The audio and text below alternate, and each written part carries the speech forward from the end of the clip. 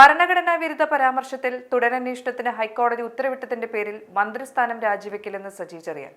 പുനരന്വേഷണം നടത്തണമെന്ന് കോടതി പറഞ്ഞിട്ടുണ്ടെങ്കിൽ അത് അന്വേഷിക്കണം. അതിന് കാരണമായ കാര്യങ്ങളും കോടതി പറഞ്ഞിട്ടുണ്ടാകും. താൻ കുറ്റക്കാരനാണെന്ന് ഒരു കോടതിയും പറഞ്ഞിട്ടില്ല. ഇത് അന്തിമ വിധിയല്ലെന്നും അതിനു മുകളിൽ കോടതിയുണ്ടെന്നും നിയമപരമായി മുന്നോട്ട് പോകുമെന്നും സജി ചെറിയാൻ പറഞ്ഞു.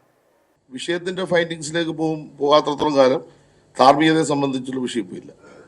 അന്ന് ധാർമ്മികമായ കാര്യങ്ങൾ വെച്ചുകൊണ്ട് ഞാൻ രാജിവെച്ചു.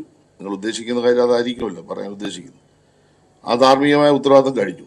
അതിനുശേഷം കോടതി വിധിയുടെ അടിസ്ഥാനത്തിൽ ഞാൻ തിരിച്ച് മന്ത്രിയായി. ബഹുമാനപ്പെട്ട മുഖ്യമന്ത്രി എന്നെ മന്ത്രിയായി തിരിച്ച് സത്യപ്രതിജ്ഞ ചെയ്തു. ഞാൻ എൻ്റെ ജോലി ഇപ്പോൾ ചെയ്തുകൊണ്ടിരിക്കുന്നു.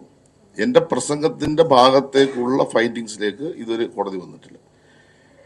ആ പ്രസംഗത്തിനകത്ത് നടത്തിയ അന്വേഷണത്തിൽ ഒരു കോടതി പറഞ്ഞു ശരി, അടുത്ത കോടതി പറഞ്ഞു തെറ്റ്.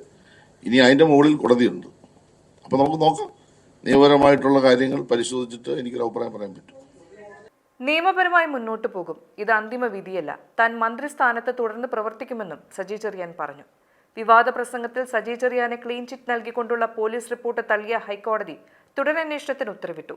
പോലീസ് റിപ്പോർട്ട് അംഗീകരിച്ച മജിസ്ട്രേറ്റ് കോടതി വിധിയും ഹൈക്കോടതി റദ്ദാക്കി. കേസിൽ പുനരന്വേഷണം വേണം.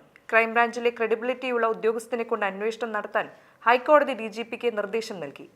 പോലീസിന്റെ അന്വേഷണത്തിൽ പാളിച്ചയുണ്ടായി എന്ന റിപ്പോർട്ട് തള്ളിക്കൊണ്ട് ഹൈക്കോടതി വിലയിരുത്തി. പ്രസംഗത്തിന്റെ വീഡിയോ ദൃശ്യങ്ങളും ഓഡിയോ ക്ലിപ്പുകളും പരിശോധിച്ചില്ലെന്നും കോടതി ചൂണ്ടിക്കാട്ടി.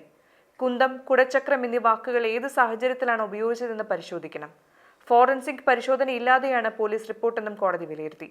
പ്രസംഗത്തിൽ ഭരണഘടനാ ലംഘനമില്ലെന്ന പോലീസിന്റെ റിപ്പോർട്ട് ഹൈക്കോടതി തള്ളി. ക്രൈംബ്രാഞ്ചിലെ സത്യസന്ധനായ ഉദ്യോഗസ്ഥൻ സമയബന്ധിതമായ പുനരന്വേഷണം പൂർത്തിയാക്കണമെന്നും കോടതി ഉത്തരവിട്ടു.